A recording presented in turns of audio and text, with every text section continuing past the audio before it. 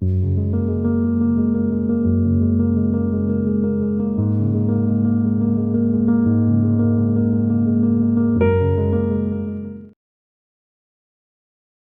दर्शकों, नमस्कार।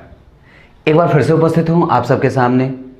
आज शुक्रवार की कार्यक्रम में विश्लेषण जन्म कुंडली का इस कार्यक्रम के अंतर्गत ऋषभ सोनी जी की कुंडली के साथ उपस्थित हुआ हूं।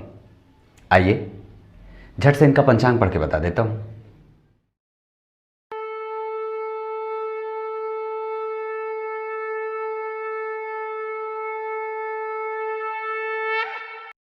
विक्रम संवत 2050, शक संवत 1915। जिस संवत्सर में इनका जन्म हुआ है उस संवत्सर का नाम अव्ययी संवत्सर है। खर्च करने से पहले अपने स्थितियों को आकलन में रख लेना चाहिए। कहीं आप ऐसा तो नहीं कि रिश्तेदारों के पीछे पैसे खर्च करने में चूकते ना हो और फिर बाद में आपको आर्थिक तंगी हो जाती हो। जरा गौर करिएगा। अव्यय संवत्सर का एक सबसे बड़ा ये नुकसान होता है। अव्यय संवत्सर में जन्मे लोगों में एक बात होती है, वो खर्चीले होते हैं और व्यक्ति घर का कोना कोना सजा हुआ सा रखना चाहता है। कई बार बहुत ज़्यादा बार वो सजीला हो जाता है और कई बार बिल्कुल अनभिज्ञ होता है। इन सब मामलों में ये दोनों ही स्थितियां अव्ययी संवत्सर में देखने को मिलती हैं। व्यक्ति खर्च से युक्त होता है, अपने ऊपर भले खर्च ना करे पर लोगों के ऊपर और समाज के लोगों के ऊपर खर्च करने में मनाही और कोताही नहीं बरतता है। आगे बढ़ने पे पता चलता है इनका जन्म दक्षिणायन में हुआ है। मतलब समस्या रहेगी जीवन में। एक बार व्यक्ति टॉप पे जाएगा फिर नीचे भी आता है। मतलब दोनों ही चीजें बराबर मात्रा में रहती हैं। आगे बढ़ने पे पता चला मार्गशीर्ष माह ये थोड़ा कमजोर, व्यक्ति को कलुषित विचारों से, लाभ के लिए बहुत ज्यादा लालायित रहना, स्वार्थ से युक्त होना और अपने आप की स्थिति को बहुत ज्यादा देखने और समझने वाला होता है। जब कभी भी जेब खाली रहेगी तो वो उसे किसी भी तरीके से भरना चाहता है, खर्च करता है और धार्मिक चीजों पे खर्च करेगा और उन्मादी भी होता है। कभी कभी प्रकांड भक्त होता है भगवान का। हाँ, आगे बढ़ने पे पता चला हेमंत ऋतु, शुक्ल पक्ष की प्रतिपदा तिथि, दिन मंगलवार। तो मार्गशीर्ष माह का प्रभाव थोड़ा कमजोर करता है जातक को। ये व्यक्ति को इंसान बना करके रखता है, जबकि परमोच्च लक्ष्य भगवान बनना होता है, क्योंकि भगवान बनने के लिए ही तो हम और आप आए हैं। बस यही बात है। मतलब प्रयास ये करना है कि व्यक्ति इंसान रूपी शरीर में एक दैवत्व का वास करने वाला शरीर भी धारण कर ले। इस शरीर के अंदर रहने वाला जो शरीरी है उसको श्रेष्ठता से उत्तरोत्तर उसको वृद्धि प्रदान करना। मार्गशीर्ष माह वाले लोगों में छल कपट, ईर्ष्या, द्वेष और घृणा का भाव भी आसानी से देखने को मिल जाता है। व्यक्ति लाभ के प्रति बहुत ज्यादा उत्सुक रहता है, ये बात बनती है। हेमंत ऋतु प्रेमी है, प्रेम करना जानता है और शुद्ध मानसिकता का है। मानसिकता शुद्ध यहां उस मामले में नहीं है कि व्यक्ति कितना कपटी और छलिया है, नहीं। हेमंत ऋतु के जन्म होने का मतलब है व्यक्ति प्रेम को लेकर के बहुत ज्यादा सहिष्णु है और प्रेम आश्रय और प्रेम का आश्रय लेना चाहता है। सबके साथ प्रेम से ही अपना काम निकालना चाहता है, पर अगर जरूरत पड़ेगी तो उसके पास वो सारे हथियार भी शामिल होते हैं जो एक प्रायः मनुष्य करता है। ये बात बनती है। शुक्ल पक्ष के जन्म होने के कारण व्यक्ति सुंदर होगा, साफ काम करने वाला होता है, गलत और गंदा काम नहीं करना चाहिए। ये पंचांग आपको यही बनाने का अवसर और बनने का अवसर प्रदान करती है। शुक्ल पक्ष के प्रतिपदा के होने के कारण चंद्रमा जहां पापग्रह से युक्त हो जाएंगे, इस वजह से वो व्यक्ति के रक्त की समस्याओं को देने वाले हो सकते हैं, मन मस्तिष्क को कमजोर करने वाले। और कभी कभी जब व्यक्ति अमावस्या के निकट जाता है तो लगता है जैसे कोई भी उसके निकट खड़ा ही नहीं है और कई बार उसको इतनी सारी वेदनाएं होती हैं दिमाग में कि वो सबको सोच सोच करके थक जाता है। अमावस्या के निकट जाएगा तो मन बड़ा परेशान सा हो जाता है और कोई भी ऐसा उसको एहसास होता है कि जैसे वो भीड़ में बैठा है, चिल्ला रहा है, कोई उसे सुन भी नहीं रहा है। महीने का एंड बड़ा बेकार बीतता है। कई बार क्रमशः प्रत्येक माह के 8 दिन तो बड़ी वेदना से युक्त बीतते हैं। ये चंद्रमा अगर कमजोर हो जाता है तो मानसिक प्रलाप का कारण बन जाता है। ये बात बनती है। आय जो होगा वो घटता बढ़ता सा रहता है, क्योंकि चंद्रमा मूल नक्षत्र के हैं। तो मूल नक्षत्र के होने के कारण व्यक्ति बर्बर है, और मूल नक्षत्र के तीसरे चरण में जन्मे होने के कारण व्यक्ति चाचा और मामा के लिए कई बार उसके साथ जाकर के एक समय पे प्रेम तो रहता है, पर वो एक समय पे जाने के बाद बहुत ज़्यादा प्रैक्टिकल हो जाता है व्यक्ति उस रिश्ते को लेकर के। इस वजह से कई बार उनसे नानुकुर वाले संबंध भी बन जाते हैं। हाँ, ये बात भी दिखने में आती है। क्षत्रिय वर्ण और राक्षस गण, तो ये दोनों, मैंने शुरू में बात कही थी कि व्यक्ति को अभी भगवान बनना बाकी है, तो भगवान बन जाइए। इस शरीर में ईश्वर का वास अभी नहीं हुआ है, वो जरूरी है। व्यक्ति आध्यात्मिक उन्नति का मार्ग अगर प्रशस्त करना चाहता है तो बिल्कुल कर सकता है, श्रेष्ठ है। और क्रोधी भी है, मैंने बात कही थी, उन्मादी भी है, छलिया भी है, छल कपट ईर्ष्या का भाव भी है, प्रभाव दूसरों पे स्थापित भी करना चाहता है, सजीला है, सज करके रहना चाहता है, तीखा भोजन पसंद करता है, बाजारू है। तो ये चीज़ है। क्लियर हो गई होंगी बातें ये पंचांग से आपको। अब आइए आपको इनकी कुंडली में एक एक ग्रहों को बता देता हूं, क्योंकि ये कुंडली वो कुंडली नहीं है, ये कुंडली विस्तार वाली है। जहां हम इसका विस्तार संपूर्ण करेंगे तो हमें और ज़्यादा चीज़ें सीखने को मिल सकती हैं। आइए शुरू करते हैं आज का कार्यक्रम इस तरीके से, जहां एक एक ग्रह और एक एक चीज़ों को अच्छे तरीके से समझने का भली भांति प्रयास करेंगे।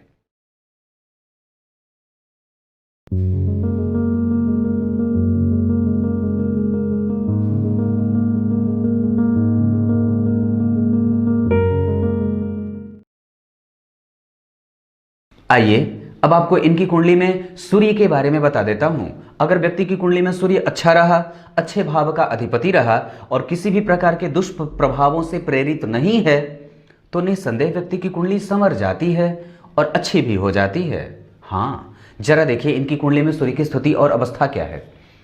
अष्टम भाव के अधिपति बनते हैं, मतलब ये दुःस्थान का अधिपति सूर्य, क्रूर ग्रह होते हैं। सूर्य अपने भाव से कहां बैठे, 1 2 3 4, अपने भाव से चौथे गया ग्रह थोड़ा कमजोर होता है। और जरा गौर करिए तो उसके जस्ट पीछे उसके नीच की राशि बनी है, यानी कि वो इस राशि को पार करके गया है और बाल अवस्था का है। क्यों? क्योंकि 28 अंश 22 कला जिस नक्षत्र में बैठा है उस नक्षत्र का अधिपति इस कुंडली में रोगेश होते हैं। मतलब सूर्य रोग की राशि में बैठा है, रोग की राशि नहीं, रोग के नक्षत्र में, जिस नक्षत्र में बैठा है उस नक्षत्र का अधिपति इस कुंडली के लिए रोगेश होता है। और उसके बहुत अच्छे मित्र भी तो नहीं होते हैं ना। मतलब सूर्य को रोग लगेगा, क्योंकि जिस नक्षत्र में बैठा है वो बुध, इसके बहुत अच्छे मित्र नहीं होते हैं। जरा गौर करिए, बुध वहीं पे बैठे हैं जहां पे सूर्य ने चंद्रमा को अस्त किया है, मंगल को अस्त किया है और बुध को भी अस्त किया है। परिणाम स्वरूप इस सूर्य की रोशनी में 3 ग्रह जब अस्त हो जाएंगे तो इन तीनों का प्रभाव अपनी दशाओं में भी कमजोर सा प्रतीत होता है, और इन तीनों की कमी आपको खलेगी। जहां मन कमजोर, क्योंकि चंद्रमा पहले से ही पापक है, मंगल पराक्रम से हीन और व्यक्ति को कभी बहुत ज्यादा आलस्य से युक्त कर देता है, और बुध निर्णय लेने में परेशानियों का सबब बन जाता है। क्लियर है? यह सूर्य की बात थी। अब बात मन के कारक, माता के कारक और स्नेह के कारक होते हैं चंद्रमा, उनकी करूंगा। चंद्रमा मन का कारक आपकी कुंडली में कहां का अधिपति बनेगा? सप्तम का अधिपति। मतलब इस कुंडली में सूर्य और चंद्रमा को देखिए तो चंद्रमा मकर लग्न की कुंडली में कमजोर हो जाते हैं। सूर्य को भी एक कमजोर भाव मिला, पर उनको दोष यहां का नहीं लगता है। पर सप्तम भाव के अधिपति होकर के चंद्रमा कहां बैठे हैं? इस सप्तम भाव के अधिपति होकर के अपने भाव से षडाष्टक में, यानी कि सप्तमेश व्यय में चंद्रमा और मंगल एक साथ, जहां चंद्रमा 8 अंश 15 कला, मैंने बात करी थी, मूल नक्षत्र के हैं ये, केतु के नक्षत्र में। कंफ्यूजन में है व्यक्ति और आय व्यय भी घटता बढ़ता रहता है। चंद्रमा के बारे में जाने से व्यक्ति का मन कमजोर हो जाएगा और मन परेशान भी होगा। वो इस वजह से और ज़्यादा भी हो जाएगा क्योंकि वो पापक ग्रह बन बैठा है, और साथ ही साथ वो आपकी कुंडली में किसके साथ बैठा है? मंगल के साथ, जो कि लाभेश है, यानी कि लाभ और सप्तम के अधिपति। गौर करिएगा, लाभ और सप्तम के अधिपति एक साथ, 8 अंश 15 कला, और इस आधार पर चंद्रमा कुमार अवस्था के होंगे। मतलब ये ग्रह फल करेगा पर बहुत सूक्ष्म, क्योंकि वो अस्त है। मंगल पराक्रम से व्यक्ति को युक्त रखता है और व्यक्ति को राजनीतिज्ञ बनाता है, रणनीति बनाने वाला करता है। सामने वाले से कैसे आपको जीतना है ये मंगल सिखाता है। डिप्लोमेटिक होता है मंगल, रणनीतिकार इसे कहा जाता है। डिप्लोमेट जो बनते हैं वो मंगल से बनते हैं। और मंगल की कुंडली में आपकी स्थिति अस्त है, मतलब कहीं ना कहीं पॉलिटिक्स व्यक्ति कमजोर है और पॉलिटिक्स का जानकार कम हो सकता है या उसके अंदर राजनीति का भाव कम है, ये बात बनती है। मंगल बैठे हैं गुरु की राशि में, उसके साथ वो तात्कालिक मित्रता में जा रहे हैं, इस वजह से वो अति मित्र के हो गए। और डिग्री 1 अंक 47 कला, मूल नक्षत्र के, ये कमजोर और ये भी बाल अवस्था के। इस आधार पर मतलब कमजोर एकदम, मूलतया ये अस्त होने के कारण ग्रह सारे के सारे यानी कि चंद्रमा, मंगल, बुध और डिग्री में देखिए 20 अंश के हैं तो शुक्र भी अस्त होंगे, क्योंकि सूर्य 28 अंश का है तो ये भी उसके निकट ही जा रहा है, यानी कि वो भी अस्त। 4 ग्रह कुंडली में अस्त, यानी कि कुंडली थोड़ी कमजोर मालूम प्रथम दृष्टया पड़ रही है, पर बाकी की चीजें आगे बढ़ने पे पता चलेगा। अगर आपकी कुंडली में भी ऐसी स्थिति है तो निश्चित रूप से आपको बनकर के कार्यक्रम में रह लेना चाहिए। बुध की बात करूंगा। बुध व्यक्ति को निर्णय लेने की क्षमता प्रदर्शित करवाते हैं और व्यक्ति अकाट्य रूप से हमेशा भगवान का भक्त होता है। सामान्यतया एक बात बताता हूं, जब कभी भी कुंडली में बुध की कमजोरी हो, चंद्रमा कमजोर होते हो, तो व्यक्ति के कंसंट्रेशन लेवल को कमजोर कर देता है और कई तरीके की मानसिक स्थितियों को कमजोर करने का वो एकमात्र कारण बन जाता है। तो जरा गौर करिए, तो बुध इनकी कुंडली में वृश्चिक के होकर के बैठे हैं। बुध वृश्चिक लग्न की कुंडली में 17 अंश पे बैठे हैं। ज्येष्ठा नक्षत्र तो उनका अपना है, इस वजह से एक उनको और उनके लिए पॉजिटिविटी बन रही है, जहां व्यक्ति को कई तरीके का लाभ देंगे और कई प्रकार का कार्य भी करवाएंगे और व्यक्ति के लाभ की स्थिति को बना करके रखेंगे, क्योंकि मंगल लाभ का अधिपति होकर के धन भाव में बैठा है। तो ये स्थिति रही। बुध आपकी कुंडली में बैठे हैं गुरु की राशि में, और ये देखिए जिस मंगल की राशि में उसके साथ मित्रता में है, इस वजह से यहाँ पे वो मंगल ठीक बैठे हैं। अवस्थागत उनकी अवस्था बहुत बढ़िया बन रही है। 17 अंश के हैं, वो बेहतरीन परिणामों को देने वाले देखेंगे, क्योंकि बुध अस्त होने के बावजूद भी वो परिणाम अच्छे करते देखे गए हैं। अब गुरु की बात कर दूं। गुरु व्यक्ति के अंदर शुभचिंतक और शुभता का लक्षण प्रदर्शित करते हैं। व्यक्ति समाज का होके होता है और व्यक्ति श्रेष्ठता से जीवन में सकारात्मक पहलुओं को उजागर करने वाला होता है। आपकी कुंडली के लिए जो कि मकर लग्न की है, यहाँ 12वें और तृतीय भाव के अधिपति होते हैं। यहाँ के 12वें भाव से वो स्वतंत्र होकर के तृतीय भाव का फल करेंगे, यानी कि तृतीय और 12वें भाव के अधिपति होकर के जाकर के जन्म कुंडली के 10वें स्थान में बैठे हैं। तुला राशि के होकर के नक्षत्र जो है वो स्वाति का है, ये राहु का नक्षत्र, और डिग्री देखिए 12 अंश 58 कला। इस आधार पर व्यक्ति की कुंडली में गुरु युवा है और स्थिति देखिए तो वो जिस राशि में बैठे उस राशि के अधिपति के साथ उसकी मित्रता ही बन रही है, तो ठीक है, यहाँ पे गुरु भी परिणाम देने वाले होंगे। और बहुत अच्छी बात है कि गुरु अस्त नहीं है। अगर गुरु अस्त हो जाते सूर्य से, क्योंकि वो डिग्री 12 की है और ये 28 के हैं, तो अस्त हो जाते तो परेशान कर देते, फिर हर तरीके से कुंडली को कमजोर देखा जा सकता था, पर ऐसा नहीं है। यहाँ गुरु ठीक अवस्था में बैठे हैं और भाव भी उन्होंने अच्छा ही पकड़ा है। शुक्र व्यक्ति की कुंडली में जहां बैठे हैं वो मंगल की राशि है। मंगल के साथ तात्कालिक मित्रता और मंगल और शुक्र में बहुत ज्यादा स्थितियां कमजोर ना होने के कारण यहाँ पे शुक्र मित्र की राशि में बैठे हैं। और डिग्री देखिए यहाँ वो 20 अंश के हैं, यहाँ अस्त हैं। वो अवस्थागत तो वो ठीक थे, पर अस्त होने के कारण उनका प्रभाव कमजोर हो जाएगा और व्यक्ति के प्रभावों को कैसे ये क्षीण करेगा ये देखने वाली बात होगी। मूल त्रिकोणस्थ होकर के बैठे हैं शनि आपकी कुंडली में, और जन्म कुंडली के द्वितीय भाव में वो अपने ही राशि के मूल त्रिकोण राशि में भी 1 अंश के हैं, इस वजह से वो मूल त्रिकोण हो जाएंगे। धनिष्ठा नक्षत्र में बैठे हैं, मंगल का नक्षत्र, लाभेश का नक्षत्र, परस्पर शत्रु, परंतु फिर भी वो ठीक होगा। कैसे ठीक होगा ये बात आगे जानेंगे। अब आइए आपको नक्षत्र पे थोड़ी सी चर्चा कर देता हूं कि व्यक्ति का जन्म मूल नक्षत्र का है तो क्या प्रभाव उसका व्यक्ति के ऊपर पड़ने वाला है।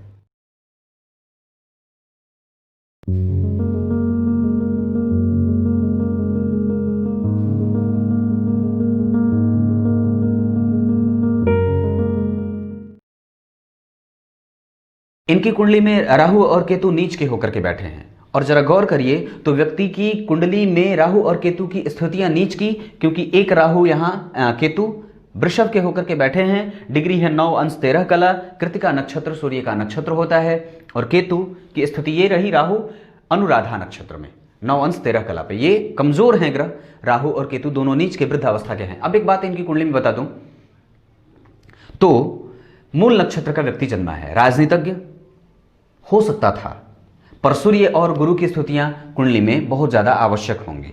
व्यक्ति खर्चीला है, गर्व करने वाला है और साथ ही साथ पॉलिटिकल माइंडेड है, पर कई बार जा करके लास्ट मोमेंट पे गच्चा खा जाता है और कई बार इसका दिमाग निर्णय नहीं ले पाता है। मूल नक्षत्र के होने के कारण व्यक्ति की कुंडली को अगर समझते हैं तो कहीं ना कहीं कंफ्यूजन वाली स्थिति बनेगी और व्यक्ति एक बार आगे बढ़ेगा फिर नीचे आ जाएगा, एक बार आगे बढ़ता है फिर नीचे आ जाता है और एक समय पे आने के बाद उसको कहीं ना कहीं एक बात की खलिश होती है कि मेरी इच्छाएं अभी पूरी नहीं हुई हैं। क्यों?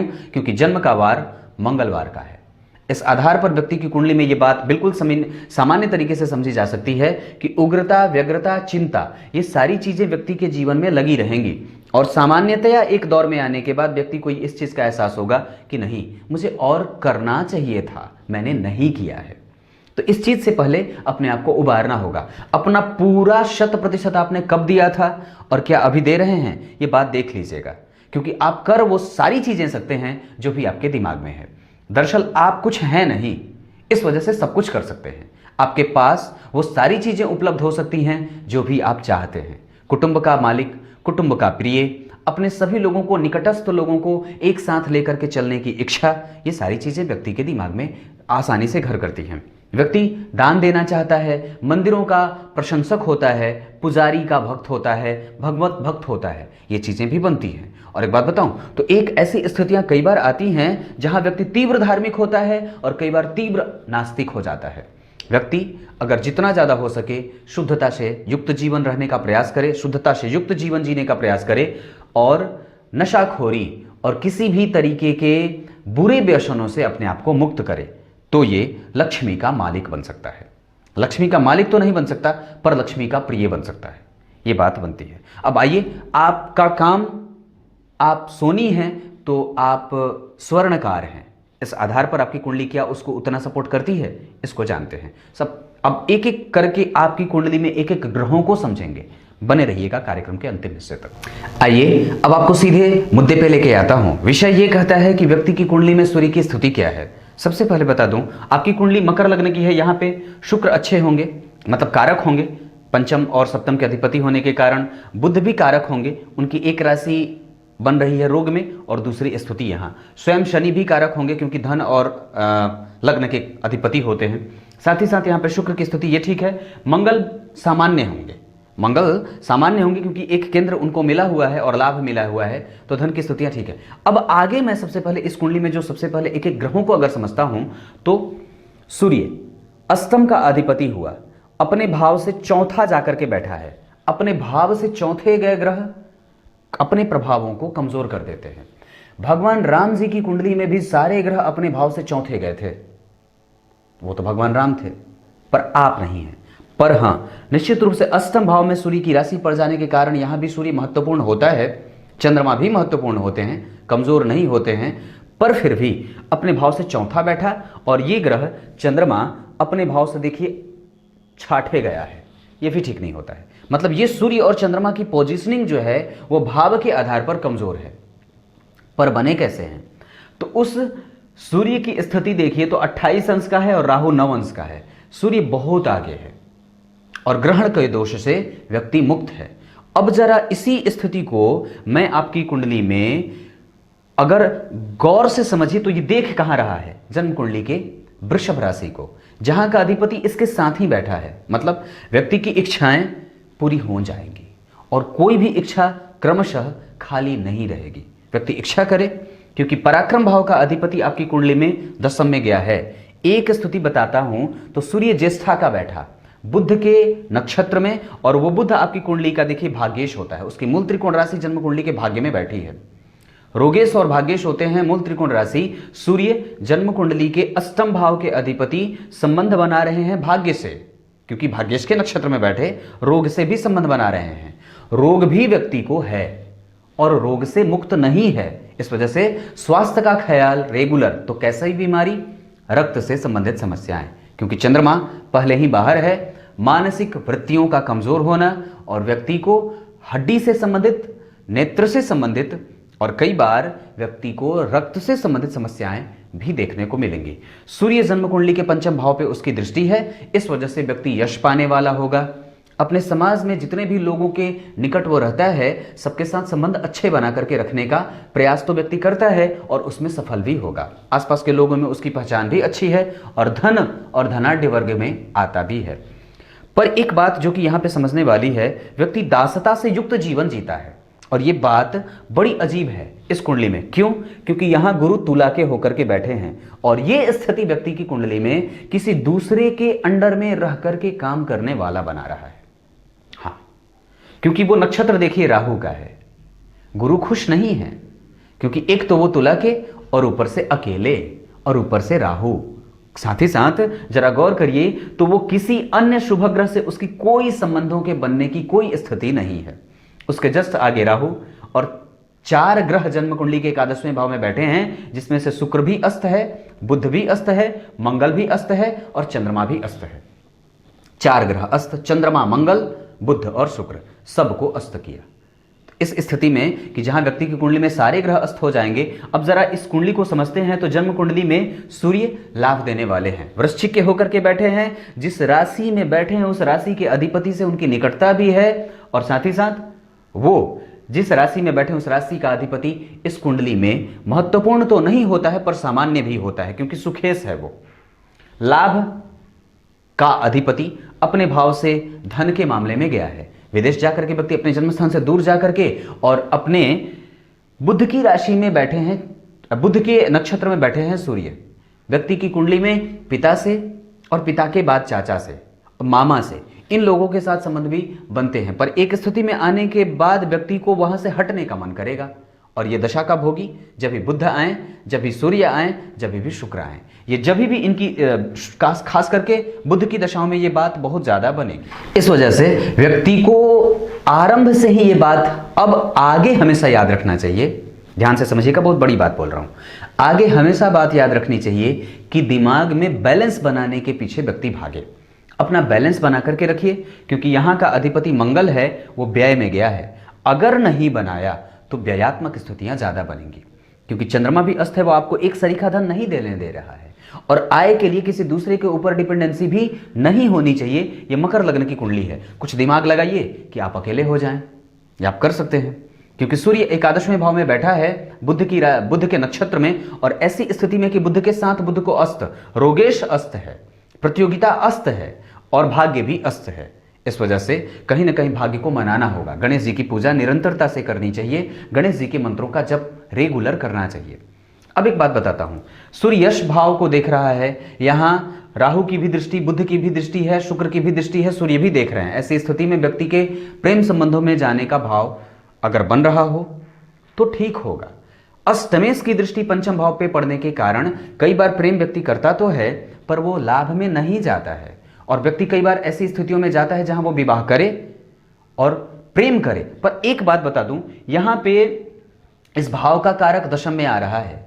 व्यक्ति प्रेम से ज्यादा, अभी की स्थिति चूंकि ये 93 के हैं, तो ऐसी स्थिति में व्यक्ति अपने प्रेम से ज्यादा प्रभाव उसके जीवन के ऊपर, उसके कर्म का होना चाहिए। उधेड़ बुन में न रहें, शुद्ध और सात्विक विचारों से युक्त होकर के अपना काम खुद का स्थापित करें, ये इस कुंडली की मांग है।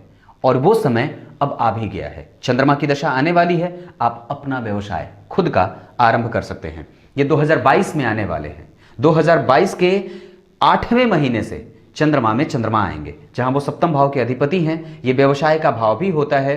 आपकी कुंडली में शनि मूल त्रिकोणस्थ होकर के बैठे हैं, सूर्य एकादशवें भाव में विराजमान है। ये आपको कभी भी धन की समस्या से मुक्त ही करने का प्रयास करेगा, उसमें कमजोरी नहीं लाएगा।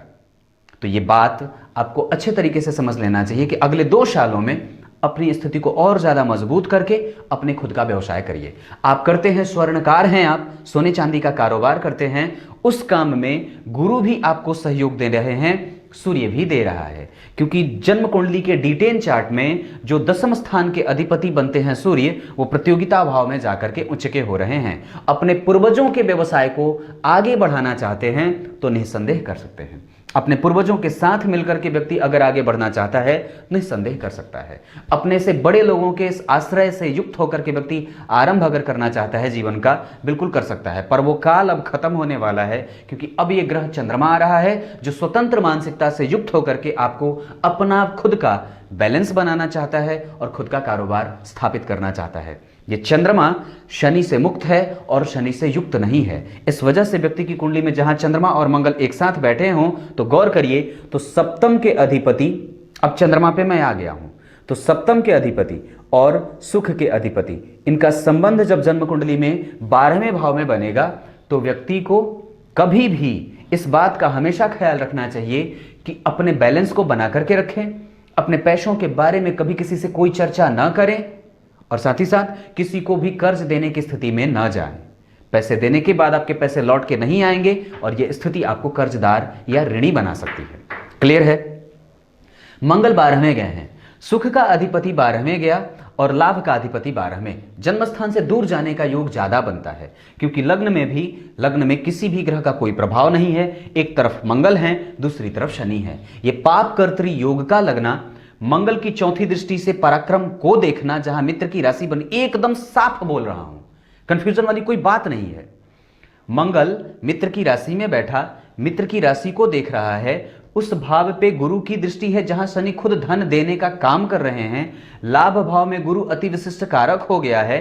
मंगल की स्थिति सुख भाव का अधिपति आपकी कुंडली के पराक्रम को देख रहा है। तो जरा गौर करिए, तो लाभ का संबंध व्यय से बना और व्यय का संबंध पराक्रम से बना और पराक्रम का संबंध कहीं ना कहीं देखिए जरा, तो धन का अधिपति सुख को भी देख रहा है, धन का अधिपति सुख को देख रहा है। ऐसी स्थिति में व्यक्ति अगर प्रयास कर ले, मेहनत करे कर्म से, क्योंकि पराक्रम का अधिपति कहां गया है? जन्म कुंडली के कर्म में। ये एक अच्छी बात होती है, व्यक्ति को खुद का व्यवसाय कर लेना चाहिए और वो गुरु ही है जो ऐसे दिमाग में ला रहे हैं बात। मैंने एक बात बताई थी एक कार्यक्रम में कि जन्म कुंडली के दशम स्थान के अधिपति का संबंध अगर कभी भी पराक्रम भाव के अधिपति से हो जाए या फिर दशमेश स्वयं पराक्रमेश हो, ऐसा तो बहुत कम होगा ही नहीं, पर एक बात कि जन्म कुंडली में अगर पराक्रम का संबंध दशम से हो जाए या पराक्रमेश दशम में बैठ जाएं, तो ऐसी स्थिति में व्यक्ति की कुंडली को यह इशारा मिल जाती है कि व्यक्ति खुद का काम कर ले। यह स्थिति बनती है। पराक्रम भाव पे मंगल की दृष्टि के जाने से व्यक्ति अपने छोटे भाइयों का सहयोग ले सकता है, अपने छोटे भाइयों से लाभ ले सकता है। छोटे भाई भी कार्मिक हैं और वो शुद्ध भी हैं, चैतन्य हैं, स्थित मानसिकता के हैं, पर मीन राशि के बनने के कारण उनके साथ संबंध चंचलात्मक भी होगा। तो आपको थोड़ा, चूंकि आप मकर लग्न के हैं, तो थोड़ा सा बदलाव करिए, अपने आप को उदार मना बनाइए, क्योंकि ऐसी स्थिति में कई बार ऐसा भी देखने को मिलता है कि व्यक्ति सिर्फ अपने बारे में ईगोसेंट्रिक हो जाता है। तो स्वार्थी और स्वार्थ से मुक्त होकर के अपना काम करिएगा। गुरु की दृष्टि धन भाव पे पड़ रही है, धन अच्छी जगहों पे खर्च होंगे आपके, बुरे जगहों पे खर्च नहीं होते, पर इमोशनली व्यक्ति कई बार बहुत ज्यादा व्ययात्मक स्थितियों में चला जाता है। सामान्य से एक बात और बताता हूं, अगर व्यक्ति किसी की विवाह में जाए, किसी की शादी हो, घर परिवार में किसी का कोई मांगलिक कृत्य हो रहा हो, तो अनायास यूं ही कई पैसे बेवजह के खर्च कर देता है। यह स्थिति बनती है। कोई बहुत बड़ा अगर कार्य करने जा रहा हो, घर में मांगलिक कृत्य क्या या किसी का भी, तो उसमें व्यक्ति कर्ज लेकर के भी अपनी आवश्यकताओं को पूरा करने का प्रयास करता है। और व्यक्ति समाज में रहना चाहता है तो कई बार कर्ज लेकर के अपनी स्थिति को मजबूत दिखाता है। यह बात बनती है। आप हैं मकर लग्न के, आप पे ऊपर भरोसा करना थोड़ा मुश्किल होगा, क्योंकि लग्न का अधिपति धन में गया है और पराक्रम में जो जन्म कुंडली का है वो दशम में गया है। काम करिए, आगे बढ़िए, जितना काम उतना लाभ, क्योंकि लाभ में मंगल की राशि बनी और वो धन दे रहा है। काम का संबंध, पराक्रम का संबंध कर्म से बना, कर्म का संबंध कहीं ना कहीं यहाँ का अधिपति लाभ में गया है। मैंने एक कार्यक्रम में भी बात करी थी कि लाभ का संबंध अगर दशम से बन जाए, मतलब अगर लाभ का अधिपति दशम में बैठ जाए, लाभ का अधिपति सुख में बैठ जाए, लाभ का अधिपति सप्तम में बैठ जाए, पराक्रम का अधिपति दशम में बैठ जाए, तो व्यक्ति को अपना काम करना चाहिए और व्यक्ति को श्रेष्ठता से धन देने की स्थितियां ये बन जाती हैं। ये चंद्रमा 12वें है। माता का स्वास्थ्य भी कमजोर होगा, क्योंकि वो कारक है और सप्तम भाव में उसकी राशि बन रही है। माता का कारक, माता के साथ संबंध, और व्यक्ति को कई बार माता के स्वास्थ्य को लेकर के चिंताएं भी जाहिर हैं। अब ये स्थिति चंद्रमा की दशा में होगी 2022 के 8वें महीने से लेकर के 2023 के छठे महीने तक माता के स्वास्थ्य का विशेषतया ख्याल रखना है, पत्नी के स्वास्थ्य का विशेषतया ख्याल रखना है। अपने बच्चों के अगर विवाह हो गया है तो उसके बारे में भी थोड़ा विचार कर लीजिएगा। अब आगे मंगल पे आता हूं। इस कुंडली के लिए मंगल लाभ के अधिपति हुए, जाकर के धन का संबंध बना रहे हैं, क्योंकि जहां उनको बैठना था वहां से वो एक घर ही आगे गए हैं, यानी कि लाभ धन से युक्त है और जीवन का लाभ मिलेगा। यहां से उनकी स्थिति देखते हैं तो वो मंगल बैठे हैं मूल नक्षत्र के, ये इनको पसंद नहीं है और इस वजह से व्यक्ति का पराक्रम कई बार छह सा दिखता है। जितना मेहनत करता है उसको उतना क्रेडिट नहीं मिलता है और दूसरे के अंडर में काम करने की स्थिति ज्यादा बनती है। उस मंगल की चौथी दृष्टि की चर्चा कर चुका हूं, सातवीं दृष्टि की चर्चा करी, किसी को पैसे नहीं देना है और दुश्मनों से बच के रहिएगा। कभी भी दुश्मन तैयार करिएगा तो मिथुन का नहीं, कभी भी दुश्मन तैयार करिएगा तो धनु का नहीं, और क्रमशः इन लोगों से बच के रहिएगा। और हो सके तो सामान्यतः आप मकर के हैं उनसे भी बच के ही रहिएगा, क्योंकि आप जितने दुष्ट होंगे वो उतने ही दुष्ट होंगे। तो सामान्यतः इन तीन राशियों से बच के रहिएगा। आपके लिए सर्वाधिक जो श्रेष्ठ राशि हो सकती है वो वृश्चिक राशि हो सकती है, कन्या राशि हो सकती है, और एक राशि आपके लिए जो कि सबसे अच्छी साबित हो सकती है वो कुंभ भी हो सकती है, पर कुंभ थोड़ा कम। तो एक राशि आपकी कुंडली में वृषभ, कन्या और साथ ही साथ वृश्चिक, ये तीन राशि के लोग तीन राशि के शहरों में जाकर के आप कोई भी काम अगर करना चाहें तो कर सकते हैं। अगर अपने दुकान और प्रतिष्ठान का नाम वृश्चिक राशि से रखें या फिर कन्या राशि से या वृषभ राशि से रखें तो उत्तम स्थितियां बनती हैं। क्लियर है यहां तक? मंगल की आठवीं दृष्टि यहां जो उसके नीच की है। अब जरा गौर करिए, तो सप्तमेश के साथ सुखेश का बनना, ये ठीक है, दो केंद्र के अधिपति एक साथ आ रहे हैं और राजा के सदृश सुख देने वाले होते हैं। जरा गौर करिए तो आपकी कुंडली में मंगल बनता है लाभ का अधिपति और सुख का अधिपति, यह संबंध अच्छा रहा और वो बैठा है चंद्रमा के साथ, चंद्र मंगल योग बना, पर सप्तम भाव का अधिपति आठवें में गया। मंगल की नीच दृष्टि यहां पे दाम्पत्य को अच्छे तरीके से एनर्जी देने का काम करिएगा। विवाह के बारे में आपने कुछ पूछा नहीं और नहीं कुछ बताया है, इस वजह से मुझे उस मामले में कोई जानकारी नहीं है, पर एक बात कहूंगा, विवाह चंद्रमा का है, पत्नी अच्छी आएंगी, अगर नहीं आई हैं या अगर आई हैं तो श्रेष्ठ हैं। अब आपसे मैं कल बात इस बारे में करूंगा जब नवमांस की चर्चा करूंगा। यहां की स्थिति व्ययात्मक है, चंद्रमा अस्त है, मंगल के साथ बैठा है, सुख तो मिलेगा पर कभी कभी स्थितियां कमजोर भी हो जाएंगी, तो उसको भी आपको बैलेंस बना करके चलना होगा। उस पर चर्चा ज्यादा ना करूं तो ठीक है। मंगल की बात यहां तक खत्म। आपकी कुंडली के बाद अगर इस स्थिति में आकर के बुध की चर्चा करूं तो बुध रोग के अधिपति और भाग्य के अधिपति, इन दोनों भावों में जहां उनकी गौण राशि बनी है जन्म कुंडली के छठे भाव में, वहीं भाग्य भाव में उनकी मूल त्रिकोण राशि बनी है, जाकर के बैठा है 17 अंश पे, ये चर्चा कर चुका हूं। अब जरा गौर करिए तो बुध लाभ में बैठा है और वो मूलतया लग्न का कारक होता है, तो लाभ भी देगा। स्थितियां व्यक्ति के पास कई बार ऐसी आएंगी जीवन में जहां वो सर्वोत्तम सुख का भोक्ता बनेगा पर ऋणी बना रहेगा। हां, तो ऋण अब लेने से बचिए, देने से भी बचिए। अपने सामान्य स्थिति को समझिए। अपनी स्थिति को बहुत ज्यादा हाइपर करने के लिए कई बार बाजार से व्यक्ति पैसे उठा लेता है और कई बार ऋण का मालिक बन जाता है। तो ऐसा बिल्कुल भी, अगर आपके ऊपर कभी ऋण की स्थिति बनती होगी तो निश्चित रूप से वो बुध की स्थिति जब आएगी कुंडली में तभी ऋण से मुक्ति मिलने की संभावनाएं हैं। लग्न की स्थिति जब आएगी, यानी कि लग्ने स्वयं ही यहां धनेश होते हैं, तो जब भी शनि की दशा आएगी तभी व्यक्ति ऋण से मुक्त होगा। आपकी कुंडली में शनि की तीसरी दृष्टि जन्म कुंडली के चतुर्थ भाव पे पड़ती है, जहां पे बुध बहुत अच्छे परिणाम नहीं देते हैं पर पंचम भाव में उनकी स्थिति देखी जाती है। बुद्धिमानी का भाव होता है, यहां वो देख रहा है व्यक्ति गुरु से प्रभावित है, क्योंकि गुरु भी यहां पे कारक होते हैं और बुध भी यहां पे कहीं ना कहीं प्राबल्य रखता है। और बुध यहां पे अगर देखेगा पर अस्त होने के कारण अपने प्रभावों को वो कमजोर तो नहीं करेगा, उसकी स्थिति और मजबूत और मेंटेन हो जाएगी। इस वजह से व्यक्ति बुद्धिमान है, बुद्धि है। पर एक बात बताता हूं, राहु और बुध को समझिए, 17 और 9 8 अंशों के अंतर होने के कारण यहां पे वो जड़ दोष भी नहीं लगेगा। और आपकी कुंडली में ना तो ग्रहण दोष की कोई स्थिति है ना जड़ दोष की कोई स्थिति है। हां, यहां पे एक बात कहूंगा कि चंद्र मंगल योग बन रहा है जो व्यक्ति की कुंडली में लक्ष्मी से युक्त होगा। क्यों? क्योंकि जन्म कुंडली के सप्तम भाव में शुभ ग्रह की राशि बनी और मंगल से युक्त है वो राशि, क्योंकि चतुर्थ भाव का अधिपति स्वयं मंगल बनता है जो लाभेश भी है। वहां पे सूर्य का बैठ जाना व्यक्ति की जन्म कुंडली में अष्टम भाव के अधिपति पंचम भाव को देख रहे हैं, ये स्थिति थोड़ी कमजोर करेगी, जितना मिलना चाहिए वो उतना नहीं देगी, पर लक्ष्मी योग बना है।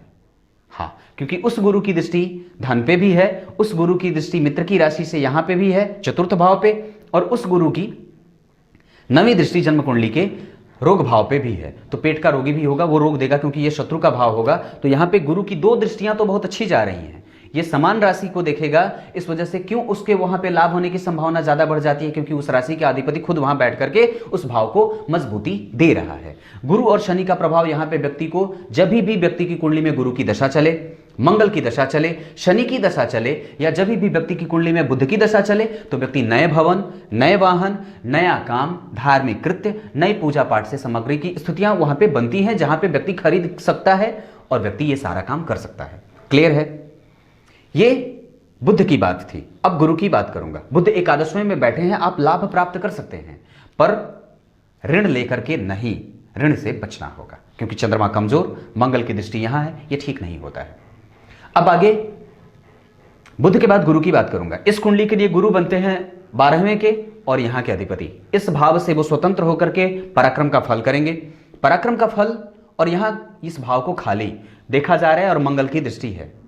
छोटे भाइयों के साथ संबंध अच्छा रहे तो ज्यादा बेटर होगा, क्योंकि सूर्य भी आपकी कुंडली के एकादशवें भाव में भी बैठा है। बड़े भाइयों के साथ भी संबंध खराब मत करिएगा। किसी के साथ भी संबंध खराब करने की स्थिति में आप जाएंगे तो आप खुद कमजोर पड़ जाएंगे, क्योंकि भाग्य भी खाली है, लग्न भी खाली है और कुटुंब का भाव भी खाली है, पर आपको उसका लाभ मिलता रहेगा आरंभ से, क्योंकि शनि यहां बैठा है और उसको वो प्रभाव से युक्त रखेगा। राजनीति मत करिएगा किसी के साथ, क्लियर होकर के, क्लियर माइंडसेट के साथ अगर काम करेंगे तो निश्चित रूप से आप आगे बढ़ सकते हैं, क्योंकि दशम भाव में बैठा है गुरु, वो आपको अपने जैसा बनाना चाहता है। व्यक्ति शुद्ध काम करे, श्रेष्ठ काम करे, वैज्ञानिकता से युक्त होकर के काम करे, क्योंकि शुक्र भी सूर्य के साथ बैठे हैं। व्यक्ति कला से युक्त होकर के बुटीक वगैरह का भी काम व्यक्ति कर सकता है, श्रृंगारिक प्रसाधन का सामान भी व्यक्ति रख सकता है, बर्तनों का कारोबार भी व्यक्ति कर सकता है, स्टील, पीतल, तांबा, लोहा, जस्ता, इन सब चीजों में भी व्यक्ति जा सकता है। ये सारी चीजें बनती हैं। दुल्हा और दुल्हन को सजाने का कारोबार भी व्यक्ति बहुत अच्छे तरीके से कर सकता है। ये सारा काम आपकी कुंडली में स्वर्ण का आभूषण बनाना ये खुद कर सकता है, कारीगर अपने अंडर में रख के, क्योंकि गुरु यहां खुद बैठे हैं और जन्म कुंडली में शनि की स्थिति अच्छी है। तो व्यक्ति अगर अपने अंडर में रख करके कोई भी 2-4 लोगों को रख करके अगर खटाना चाहता है तो बिल्कुल ये चीजें बनती हैं। ये गुरु की स्थिति थी। 5वीं धन, अच्छी जगहों पर खर्च होंगे, लाभ का कारक होता है, दशम में बैठा है, ये स्थिति अच्छी है। अवस्था में भी वो ठीक दिख रहा है, कमजोर नहीं है। 7वीं यहां, ये माता के साथ संबंधों को और पिता के साथ संबंधों को व्यक्ति को श्रेष्ठता से सिद्ध करने वाला बनता है। गुरु अकेले बैठे हैं दशम स्थान में, व्यक्ति अपना स्वतंत्र व्यवसाय करे, किसी के अंडर में रहने की स्थिति नहीं बनती है। अब वो दशा निकल चुकी है, चंद्रमा आने वाले हैं, आप आगे बढ़ जाइए। 7वीं के बाद 9वीं बात यहां पर कर चुका हूं। शुक्र की बात करूं अगर, तो व्यक्ति की कुंडली में शुक्र बनते हैं दशम के अधिपति। हाँ, एक बात बताता हूं, दशम का अधिपति लाभ में बैठे पर वो अस्त हो तो व्यक्ति को कैरियर को लेकर के आरंभ में कई बार दूसरों के सहारे आगे बढ़ना पड़ता है, और यह स्थिति इस कुंडली में पहले से ही मौजूद है। और व्यक्ति को कई बार वो काम करता तो है पर उतनी एक स्थिति ऐसे में कहूं कि जो यश मिलना चाहिए वो नहीं मिलता है, वो यश नहीं मिलता है, और उसमें कहीं ना कहीं कुछ खलिश सी रहती है। व्यक्ति पूरा कारोबार करता है पर फिर भी मालिक नहीं बन पाता है, ये बात है। उसको फिर भी ऑर्डर लेने के लिए किसी दूसरे के पास जाकर के हामी भरवानी पड़ती है, ये बात है। इस कुंडली में दासता का प्रभुत्व देखा जा रहा है और दासता से युक्त देखा जा रहा है। पर एक बात बता दूं, ये आपको आपके क्रिएशन को दिखा रहा है। शुक्र एकादशवें भाव में आपकी कुंडली में मंगल की राशि में बैठा है, जिसके साथ उसके संबंध अच्छे बनते देखे जा रहे हैं। मैं बार बार एक ही बात कहूंगा, अपनी क्रिएटिविटी को और ज्यादा उजागर करिए, और चंद्रमा की दशा में वो यूं आ जाएगी, आप परेशान बिल्कुल ना होइए। 1-2 साल में आप खुद ही अपने आप को श्रेष्ठ और बलिष्ठ समझ लेंगे।